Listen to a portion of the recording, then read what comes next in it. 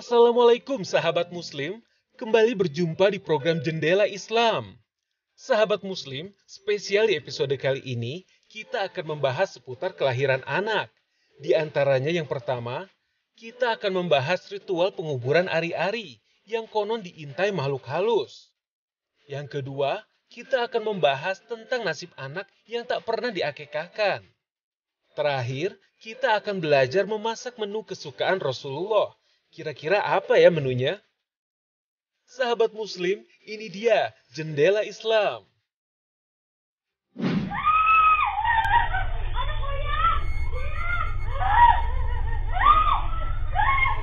Assalamualaikum sahabat muslim. Beberapa waktu yang lalu berita nasional maupun sosial media dihebohkan dengan penampakan kuyang di daerah Banjarbaru. Konon kuyang tersebut sedang mengintai ari-ari dari jabang bayi yang baru dilahirkan warga setempat. Namun naas, sebelum sempat menikmati ari-ari segar buruannya itu, kuyang tersebut keburu tertangkap dan dipukuli warga dengan daun kelor. Menurut kepercayaan setempat, kuyang adalah sosok gaib berkepala buntung yang berjalan dengan cara melayang. Kuyang sendiri mencari mangsa jabang bayi yang konon dapat menambah kesaktian dan memperpanjang umurnya. Konon jika sang bayi menangis di tengah malam, itu tandanya ari-ari yang dikubur sedang diganggu makhluk halus. Berdasarkan informasi tersebut, tim Jendela Islam melakukan penelusuran mengenai kebenaran dari berita kuyang tersebut. Dan ternyata hasilnya menunjukkan bahwa berita kuyang tersebut adalah hoax dan dinyatakan berita bohong oleh laman kominfo.go.id. Hingga saat ini belum ada penelitian empiris dari segi pengetahuan maupun dari segi agama yang membuktikan atau menyatakan bahwa ari-ari merupakan makanan dari makhluk halus ataupun bangsa jin.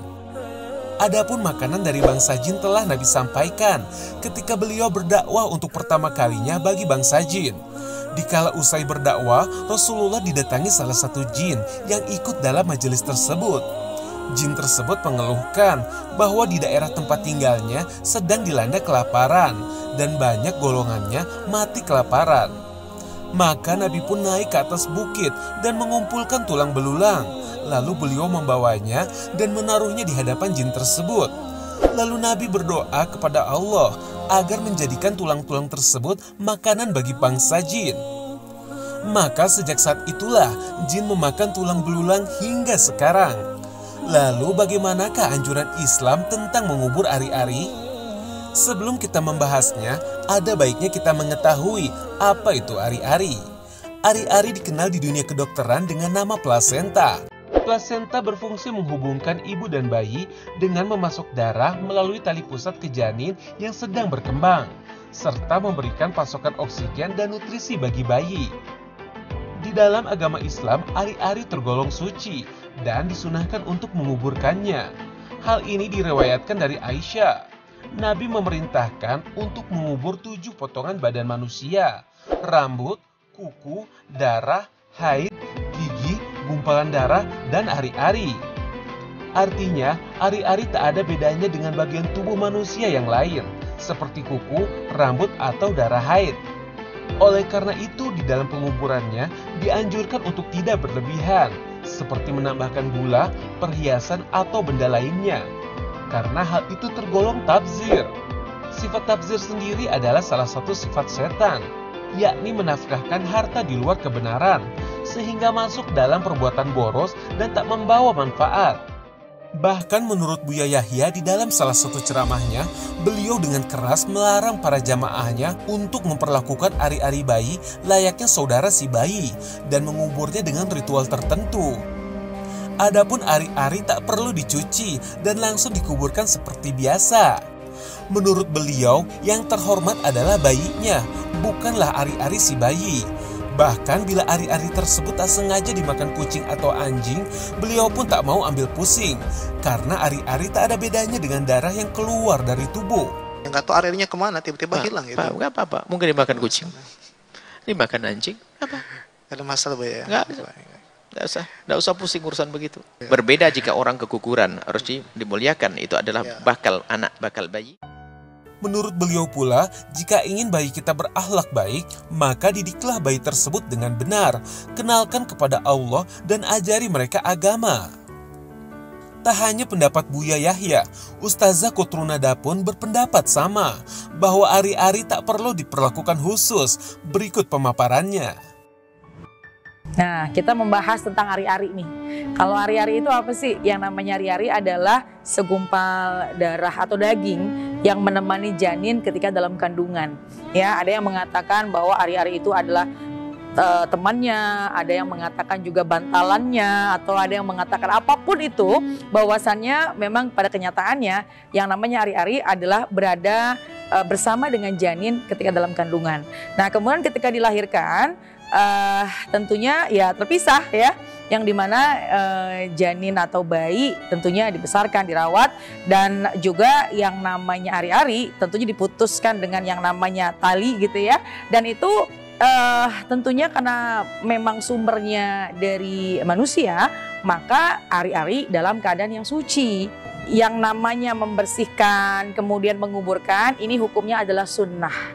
Hukumnya dari baginda Rasulullah SAW adalah sunnah apabila mengubur ari-ari. Karena baginda Rasulullah SAW ini menyampaikan ada 7 anggota tubuh manusia yang dianjurkan untuk dikubur apabila sudah terpisah dari tubuh manusia tersebut. Di antaranya yang pertama yaitu rambut, kemudian juga yang namanya kuku, ada lagi seperti ari-ari ya. Dan ari-ari ini disebutkan di antara 7 yang dianjurkan oleh baginda Rasulullah SAW untuk dikubur dan dalam keadaan yang baik. Kemudian ada juga misalnya kebiasaan ketika dikuburkan ada yang dipakai gula Jawa misalnya, atau ada dipakai penerang misalnya, atau bahkan dikasih kembang. Itu silakan saja, perkara-perkara yang mubah. Asal jangan kita menyadari atau jangan sampai kita terlewat batas sehingga kita memperlakukan yang namanya ari-ari tersebut, yang dimana ari-ari itu adalah temannya atau pendampingnya janin dalam kandungan, akhirnya melebih-lebihkan. Cukuplah untuk dikuburkan, kemudian kita sadari bahwasannya ari-ari itu sempat mendampingi anak kita atau anak bayi dalam kandungan, dan ketika dikubur ya sudah, mudah-mudahan akan terlindungi, tentu akan terjaga, dan kita tidak menjadi manusia yang zalim. Tujuannya adalah kita menjalankan anjuran sunnah dari baginda Rasulullah SAW, yaitu ari-ari di antara 7 anggota tubuh yang dianjurkan oleh baginda Rasul untuk dikubur dalam keadaan yang baik-baik. Assalamualaikum warahmatullahi wabarakatuh.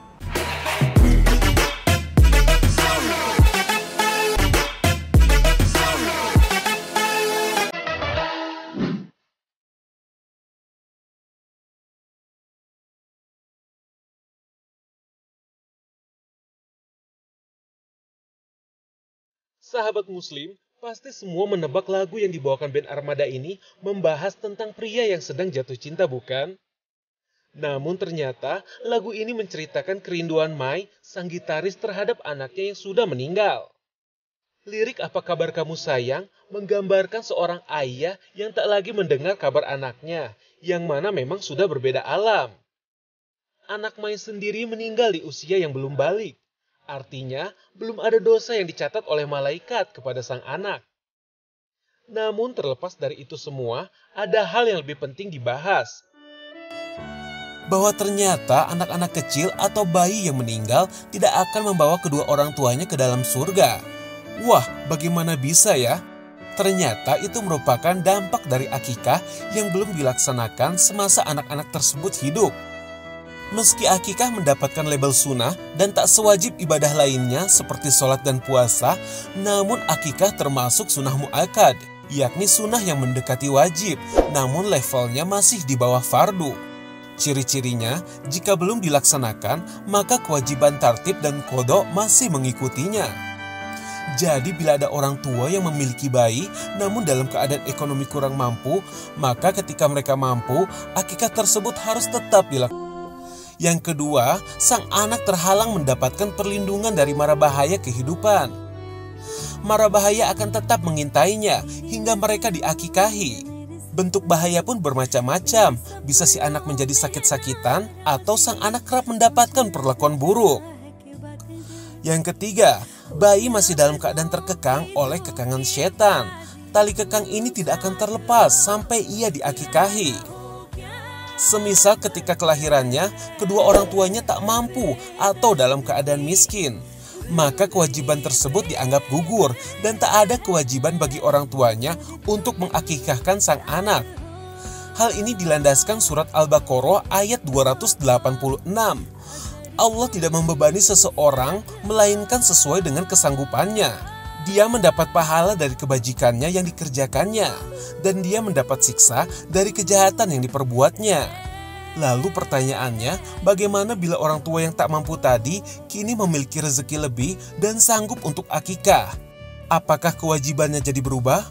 Mengenai hal ini banyak ulama berpendapat. Contohnya dari Samurah bin Jundub, diriwayatkan bahwa sesungguhnya Rasulullah bersabda, setiap anak tergantung kepada akikahnya, disembelih atas namanya pada hari ke-7 kelahirannya, dicukur rambutnya dan diberi nama. Dari hadis ini diketahui bahwa akikah itu dilaksanakan sebagai tanda syukur dan berbagi kebahagiaan atas kelahiran seorang anak.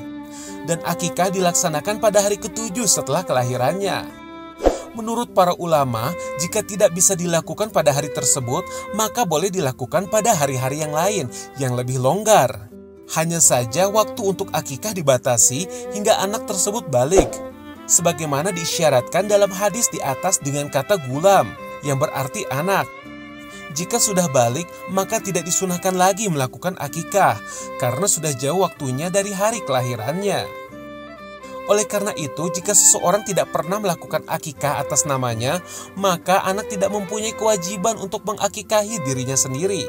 Jadi dalam hal ini, si anak tidak perlu merasa bersalah atau berdosa, atau takut tak bisa memberi syafaat pada orang tuanya, karena kembali pada hukum akikah yang bukan wajib, melainkan sunnah mu'akkad.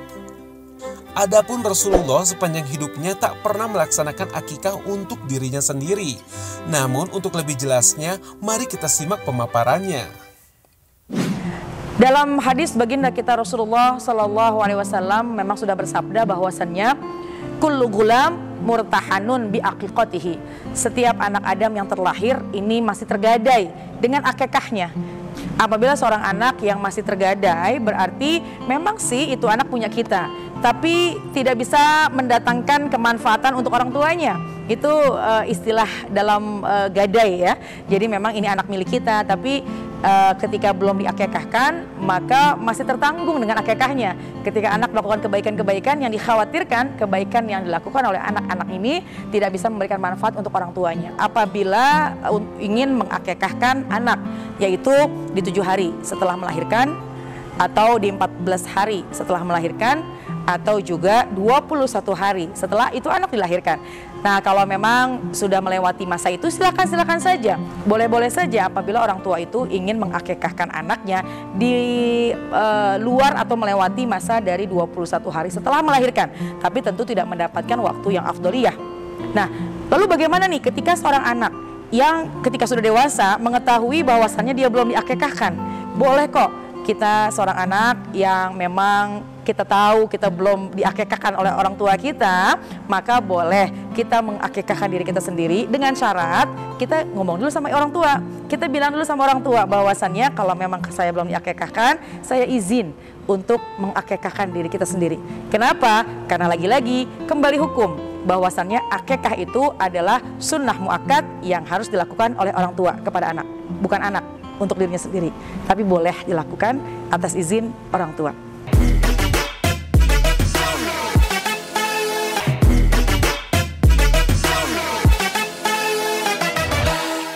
Sahabat muslim, di dalam agama Islam banyak sekali anjuran yang menjadikan daging kambing sebagai hewan untuk dikonsumsi.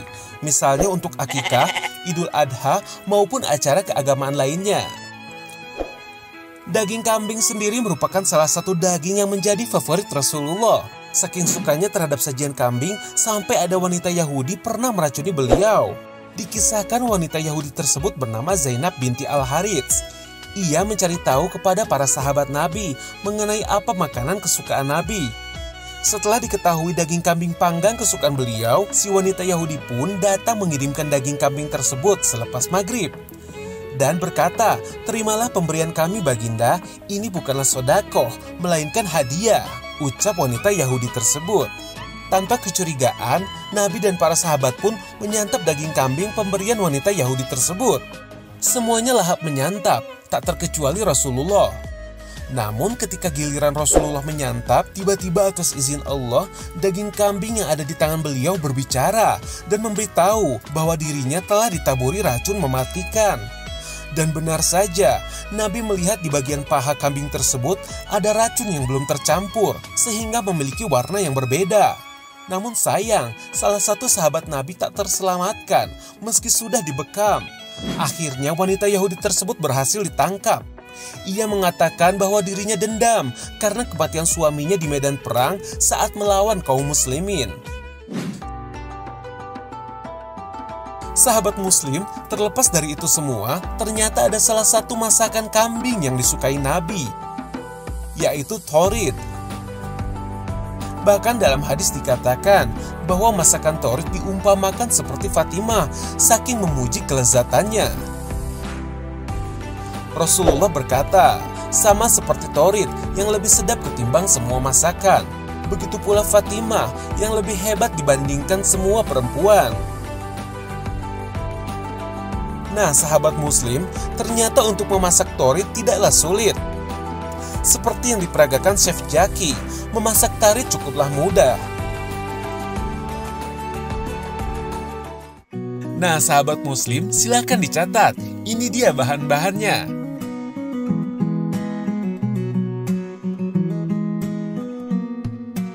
Cara membuatnya, tumis bawang putih halus, jahe, bawang bombay, kayu manis dan dry lemon.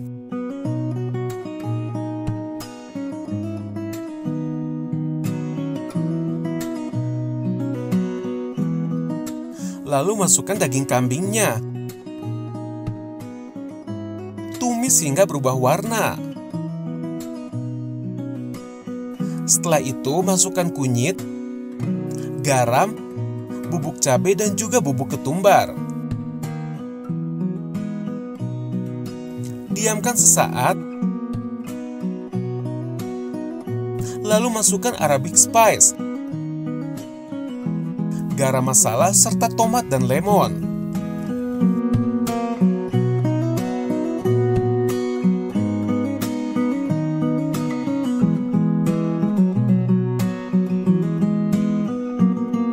Lalu tambahkan air panas, diamkan sampai empuk.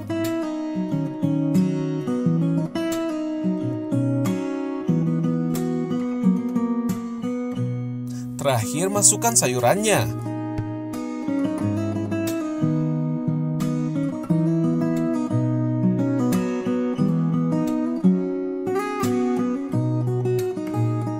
Wah, ternyata mudah sekali ya sahabat muslim. Masakan tarid ini biasa disajikan dengan roti gandum.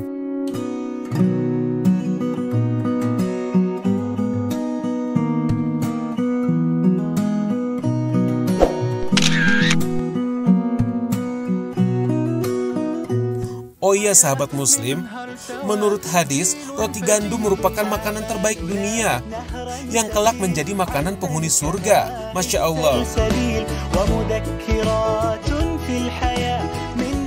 Sahabat muslim, tak terasa sudah setengah jam kami menemani istirahat siang Anda. Terima kasih telah menyaksikan Jendela Islam. Jangan lupa tetap saksikan Jendela Islam hanya di TV One. Wassalamualaikum warahmatullahi wabarakatuh.